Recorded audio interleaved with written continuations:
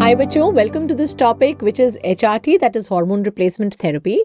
Now we are going to do this topic in a very different manner. Now for this topic, I am going to tell you how to make a mind map. Now basically mind map is where the entire topic can be covered in the form of a flowchart, and then that becomes very easy for you to revise, right? So what you have to do is in HRT, we are going to prepare two flowcharts, HRT flowchart 1 and HRT flowchart 2. And in one page, there will be one flowchart. On the other side of your register, there will be another flowchart. And in these two flowcharts, every information which I want you to know on HRT would be complete, right? Now, coming to this first flowchart, so you have to, whenever you are beginning a mind map, you have to begin from the center of your notebooks. So in the center of your notebook, I want you to give this heading, that is HRT 1. Now, what I want you to do is, I want you to take an arrow which is going towards one of the boxes. The first box is what is the basis of HRT. Now, the basis of HRT is that in menopause,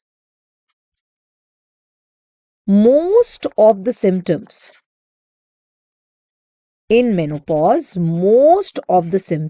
they are due to decreased estrogen. Right? That is why whenever you give estrogen back to the female's body, most of the symptoms are relieved. And that is why there we have the role of postmenopausal HRT. So this is the basis of HRT. That means I have to give estrogen back to the female's body, menopausal female's body, because most of her symptoms are happening because of decreased estrogen. So when I give estrogen back to her body, then the symptoms are relieved, right? That is the basis. Now comes the next box. So what is the indication for giving HRT? Number one indication for giving HRT is a postmenopausal HRT. And as I told you in the previous video, that when do you give a postmenopausal HRT? You give a postmenopausal HRT when a female is having severe hot flashes. So if a menopausal female has severe hot flashes, then that is an indication for giving postmenopausal HRT. Other than postmenopausal HRT, do you give HRT for any other indication? Yes. If a female is having primary ovarian insufficiency, then I have to give HRT. Not only this, in all those individuals who have decreased estrogen, you have to give HRT. HRT simply means you are giving estrogen back to the female's body, right? So, for example, in Turner's syndrome, right, in Swire's syndrome, Turner's syndrome and Swire's syndrome are examples of gonadal dysgenesis, right? Then in case of androgen insensitivity syndrome. Or number 4, if you have done a surgical oophorectomy. Due to any reason, you have removed the ovary of the female, right? So suppose she was a young female who had an ovarian tumor. So you had to remove the ovary. So in those females also, you will have to give estrogen back to their body. That is what is HRT. Right? So have you completed this left hand side of the flow chart? 2 columns. One is the basis of HRT and the number 2 is indications for HRT. Now coming to this third column, which is I have drawn on the right hand side, and that is what are the types of HRT. So types of HRT is, number 1, we have estrogen only HRT. That means you are giving only estrogen back to the female's body. Or number 2 is estrogen plus progesterone HRT. Now common sense tells me that estrogen only HRT, see, I am saying that the problem is that a female has deficient estrogen, right? Now, I have to give estrogen only back to the female. But suppose if she has an intact uterus and if I give only estrogen, that will result in endometrial cancer. That is why in all those females in whom uterus is absent, You can give only estrogen HRT. For example, a female in whom hysterectomy has been done due to any reason, right? Fibroid tha and a hysterectomy was done, right? Now, estrogen plus progesterone HRT if uterus is present. Then you have to give estrogen plus progesterone HRT. Now, when you are giving estrogen plus progesterone HRT, what is the role of estrogen? The role of estrogen is it decreases hot flashes. And what is the role of progesterone? Progesterone protects the endometrium. It protects endometrium from what? It protects endometrium from having endometrial cancer. Now comes a very important question, that if you want to protect the endometrium, right? If the idea is protecting the endometrium, for minimum how much time should progesterone be given for protecting endometrium? For protecting of endometrium, for minimum how much time you have to give progesterone? Minimum it has to be given for 12 days in a cycle. Minimum. Ideally, you should be giving progesterone as long as you are giving estrogen, right? You should be giving, if you are giving the, throughout the cycle, you should be giving estrogen and progesterone. But minimum for how much time you have to give progesterone in a cycle, if you want to get the protective effect of progesterone, then it has to be given for 12 days, right? Now, as I told you, there are two types of HRTs, estrogen plus progesterone HRT and only estrogen HRT. So first, let's talk about only estrogen HRT. What are the advantages of estrogen HRT? When you give estrogen back to a female's body, what are the advantages? It decreases hot flashes, right? It decreases osteoporosis. It has a good effect on osteoporosis. It decreases the chances of colorectal cancer. Colorectal cancer. Right? What are the disadvantages of giving only estrogen HRT? All of you know that estrogen increases the clotting factor. So there are increased chances of venous thromboembolism. The chances of venous thromboembolism, they are less with transdermal estrogen. If you are using transdermal estrogen, then the chances of venous thromboembolism are less. Number two, there are increased chances of endometrial cancer. That is, if suppose uterus was present. So, if uterus is present and you have given only estrogen HRT, that will result in endometrial cancer. Number three, ovarian cancer plus minus. Some study says that it increases the chances of ovarian cancer. Some says it doesn't increase the chance of ovarian cancer, right? So this is about only estrogen HRT. Now, when we talk about estrogen and progesterone HRT, then what are the advantages and what are the disadvantages? Advantages are same, like it will decrease the chances of hot flashes. It will decrease the chances of osteoporosis. It will decrease the chances of colorectal cancer. And one more very important advantage which it has is, when you add progesterone, progesterone has a protective effect on endometrium, right? So it decreases the chances of endometrial cancer. That's very important, and that is the reason why whenever uterus is present, right, we don't give only estrogen HRT, we give estrogen and progesterone HRT. Now, what are the disadvantages of estrogen and progesterone HRT? Number one, yes, it will increase the chances of venous thromboembolism.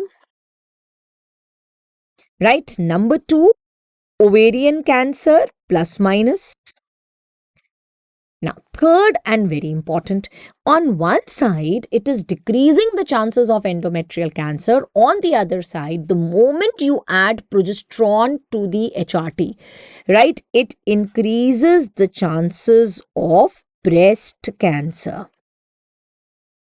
right? This is the reason why HRT, postmenopausal HRT, is not that popular. You have to give it only and only if a female is having severe hot flashes. Getting my point? Because whether you give estrogen only HRT, then also there is a problem. There are increased chances of endometrial cancer.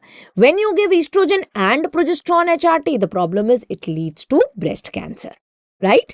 So this was over here, the right hand side column. Now there are few things which I have written towards the left hand side bottom. They are important PYQs. HRT, please remember, it does not protect against coronary artery disease. Very, very important. Same point I told you previously also, that if you give HRT thinking, that it is going to decrease the chances of coronary artery disease, no. Rather, in females who are more than 60 years, it slightly increases the chances of CAD. So, in females who are more than 60 years, it increases the chances of coronary artery disease. Number two, second very important thing is, when I will be teaching you cancer cervix, I will tell you that one of the risk factors for cancer cervix is OCPs, right? Now, OCPs is oral combined pill, estrogen and progesterone pill.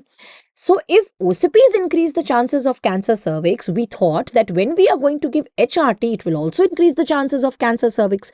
But studies have shown that HRT does not increase the risk of cancer cervix. Very, very important. Third important point, it is just a reinforcement of what I told you. Only estrogen HRT increases the risk of endometrial cancer. Estrogen plus progesterone HRT. Estrogen plus progesterone HRT increases the risk of breast cancer. Right? So this is what I want you to draw in flowchart number 1. Right? Now this is the mind map number 1. Now let's talk about, go to the next page. Now open your next page of a register or your notebook, and now we are going to make a second mind map. Right? So these are second other important points on HRT. Right? Now again the same thing, you are going to begin from the center of your notebooks and you are going to write HRT 2. Now, we are going to talk about what is the most commonly used HRT.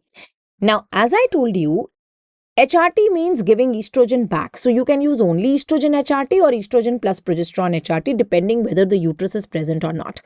Now, what is the most common estrogen which you use in HRT? The most common estrogen which you use in HRT is 17-beta estradiol.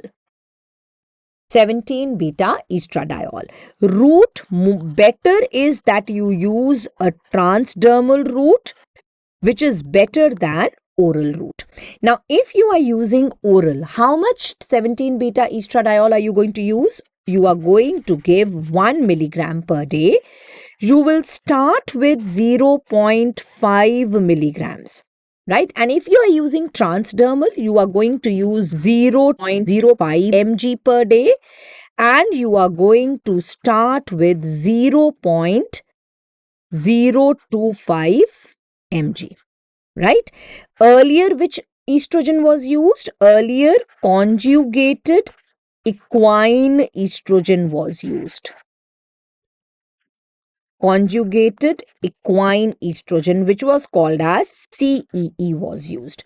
Nowadays, the one which is being most commonly used is 17-beta estradiol. When it comes to progesterone, which is the most commonly used progesterone in HRT? It is micronized oral progesterone. How much micronized oral progesterone are you going to use? 100 to 200 milligrams per day. What is the second drug of choice? Dydrogesterone. So, second progesterone of choice is dydrogesterone. Right? So, these are about the formulations of HRT. Now, how long am I going to give HRT? In a postmenopausal female, you have to give maximum for 5 years. In patients who have POI or in Turner's syndrome, Swyer's syndrome, in these patients you have to give up till the normal age of menopause. Till the female attains normal age of menopause, till that time you have to use. Right? Now, other important PYQs are HRT does not provide, very, very important, HRT does not provide contraceptive benefit. It does not provide contraceptive benefit, right? So suppose there is a perimenopausal female who has hot flashes and she says, doctor, I want a drug which can control my hot flashes as well as can act as a contraceptive also, right? Now, perimenopausal age group, bacho, imagine is 5 years before menopause, right? 4 to 5 years. In India, the females are attaining menopause at around 47 years, which means beyond 40 years will be considered as perimenopause. Now, beyond 40 years, a female is young, right? And her children are around 17, 18, 19 years of age. Now, the most dreaded thing which a female can think at that time is that when her child is 17, 18, 19 years, she becomes pregnant. Right? That is why and especially why she's more worried is because, as I told you, that one of the earliest signs of perimenopause is that a cycle length increases. Right? So till now, a female who was around 40 was having very regular cycles, 30 days cycle, and all of a sudden she doesn't get her cycle at 30 days. She starts getting at 37 days, 39 days, 40 days. Right? And that is the time when she's so worried that has she conceived, because she is sexually active. Right? And this is not what they show in movies. Right? Badhai ho that a female will be very happy if at that age she conceives. So this time and number two, she's having hot flashes. So she's going to a lot of emotional and hormonal turmoil. So this is the time when they want to have a contraceptive. So if she's having hot flashes and she wants contraceptive benefit, then you should advise her estrogen, right? Plus you should give her Mirena. So give her an estrogen HRT and put a Mirena inside her. Mirena is going to provide contraceptive benefit and it is going to prevent her from having endometrial cancer, and estrogen will relieve her hot flashes. Right? Now, HRT is currently being given to females who are less than 60 years and who are less than 10 years menopausal. Currently, we are giving HRT to such females. Now, if a female has hot flashes and she has contraindication to HRT, then what are you going to advise her? Then the drug of choice is fluoxetine, right? That is selective serotonin reuptake inhibitors. Right? Coming to contraindications of HRT, which I have written at the left-hand side bottom. Now, contraindications of HRT is very, very important. Many times you get a questions on contraindications of HRT. Now you tell me, HRT mein estrogen. Estrogen is the one which increases clotting factors, right? And it has increased risk of thrombosis. So obviously, a contraindication is going to be if a female has history of DVT, right? If she has history of stroke, or if she has history of any coronary artery disease. Right? Number two, as I told you, progesterone, inclusion of progesterone in HRT increases the risk of breast cancer. So it is contraindicated if there is history of breast cancer. It is contraindicated if there is history of any undiagnosed vaginal bleeding, because that undiagnosed vaginal bleeding could be due to endometrial cancer. Right? If there is history of acute liver dysfunction, then that is a reason for contraindication for HRT. Then hypertriglyceridemia. Hypertriglyceridemia is an absolute contraindication for HRT, and severe uncontrolled hypertension. Severe uncontrolled hypertension is a contraindication for HRT. Mild hypertension, controlled hypertension is not a contraindication. Please remember this, very, very important, that it is severe uncontrolled hypertension, which is a risk contraindication for HRT. Same are the contraindications for OCPs also. Whether we talk about OCPs, whether we talk about HRT, the same contraindications are there. Clear to all of you? So this is all what I want you to remember on HRT. Now, if you can remember, then please remember, as I told you just now, that if a female's uterus is absent, you have to give her estrogen HRT. But there are certain conditions in which even if a female's uterus is absent, still we give her estrogen and progesterone HRT. What are those conditions? So suppose if your patient's hysterectomy was done because she had endometrial cancer, right? Or if she has endometriosis, or if she has endometrioid tumor of the ovary, right? Or if you have done supracervical hysterectomy. In other words, subtotal hysterectomy. So in these conditions, in spite of hysterectomy being done, if hysterectomy is done for any of these reasons, right, then in spite of hysterectomy being done, you have to give estrogen plus progesterone HRT. Clear? Many questions are asked on HRT, so please revise this topic very nicely and make these mind maps and keep them ready. It will make your topic very, very easy for you to revise. Take care. See you in the next video.